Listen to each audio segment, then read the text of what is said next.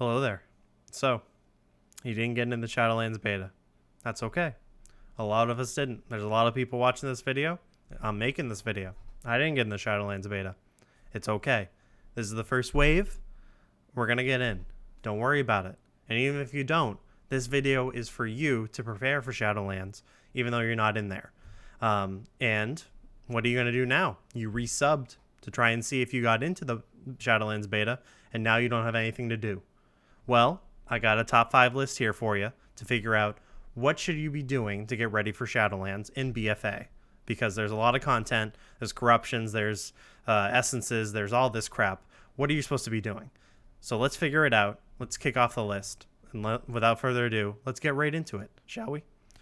All right, so first off, number 1 is the most important thing is don't focus on corruption gear. Corruption gear is important. Don't get me wrong, but it's a system that is going away. Blizzard recently announced that with the pre-launch event of Shadowlands that corruption would be wiped. All the corruption gear would be gone, and they even data mined that the containers where you can buy corruption gear, they would be obsolete. They wouldn't exist anymore. So I think corruption is important when it comes to getting better DPS, getting your main up to spec. I think if you're still trying to get the curve ahead of the curve achievement, get that mount that you want, definitely, make sure you get that. But beyond that, don't spend tons of time trying to get different pieces of gear, different sets.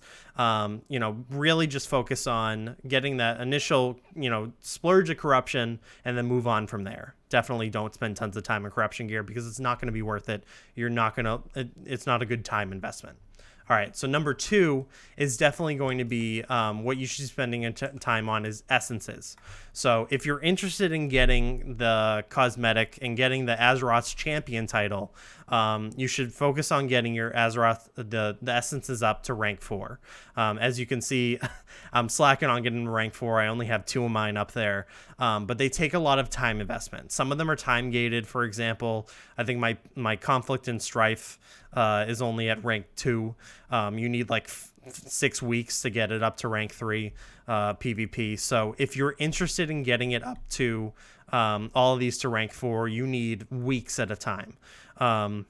And if you're interested in getting that achievement before it goes away, Blizzard hasn't said what's happening to the Heart of Azeroth and what that's going to look like, but I can guarantee you Heart of Azeroth is not going to be in Shadowlands. For one, we're going away from Azeroth. We're going to be on a different plane of existence. I definitely recommend right now in BFA, if you're interested in having that flex, having that title that says Azeroth's champion, focus on that now. If that's not something you're interested in, then maybe something else on this list is going to interest you, but this is going to take you a huge chunk of time to get all these essences. And obviously the essences also play a big part of the game and change how your gameplay runs. All right, number 3 is definitely a big one as well, and something I've been trying recently. I'm a Destruction Warlock, so it's kind of big here, but give PvP a try. PvP is definitely something you can try out. PvP is a big part of the game. There's a lot of achievements that go with it. There's mounts that you can farm. They just announced today that gladiator mounts are going to be across the realm or across account. So any of those mounts that you get can be shared across your characters, which is a big deal. It's always also a good time because a lot of people play PvP. It's a good time to get involved. There's also a lot of groups up for PvP. There's always people looking for arena teams. You can find lots of groups that are just trying to get their rating up, farming mounts. It's a good time to play Battlegrounds, all that stuff. So I recommend you just give that a try and just see what you can do with it. Maybe get some achievements done. It never hurts, just to try that throughout the day. And that's something you can do just to kill time. Number 4 is definitely the most important to me and going to be big in Shadowlands is farming up for the Brutosaur mount here. So this guy is pretty penny, starting at 5 mil gold. I am broke. Don't look at my gold there, but this guy is going away with Shadowlands, and with the start of any expansion, there's no Pathfinder, so there's no flying. You are stuck once again to the ground. And with you out in the world leveling or out doing whatever you need to be doing in the Shadowland realms, you're not going to have access to auction houses. You're not going to have access to the bank.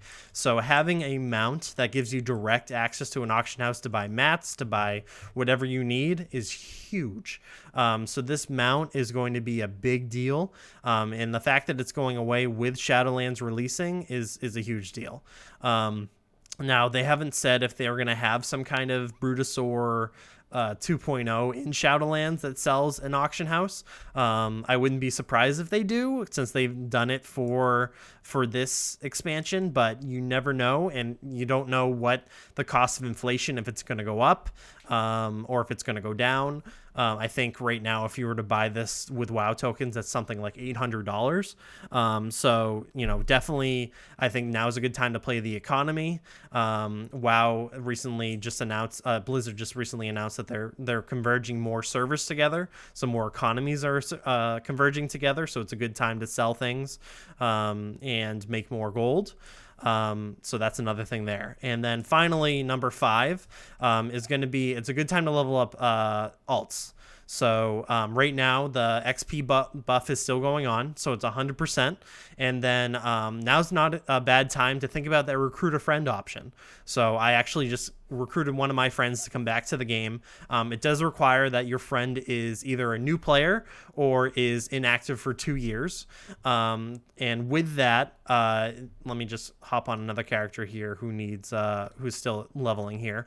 With that, it gives a bonus 50% experience when you're leveling with that other player. So that gives you, with the XP buff, you get 150% bonus XP, and then with heirlooms on top of that, you're leveling 190% bonus. And then if you're doing a Dark Moon Island weekend, you can get another 10% bonus experience on top of that. It's just stupid amounts of experience. So you can see here, you still get the bonus experience. Oh, there it is. The Winds of Wisdom there. If you're doing chain dungeons, they also have the time walking weekends going on right now, so you can chain dungeons quicker because more people are queuing for dungeons.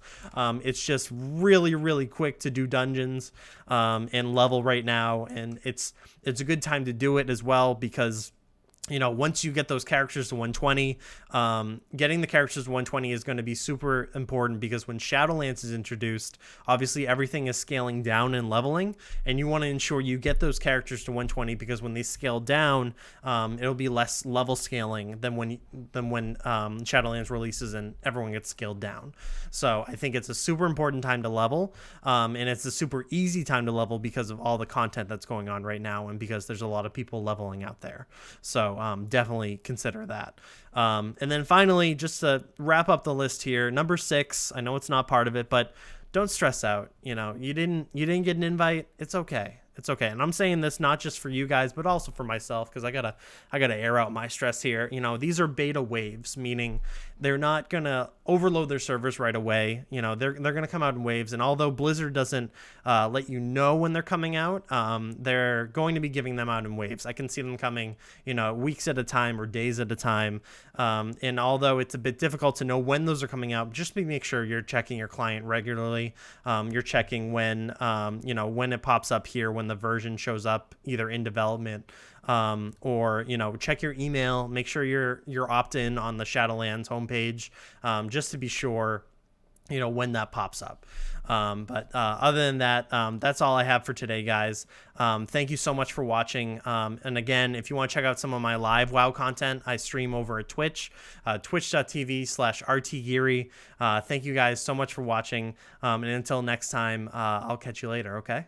All right, stay safe, and let me know if you guys get beta invites. Shoot me a comment down below, and what you're looking forward to most in Shadowlands. I think Torghast is what I'm looking forward to the most.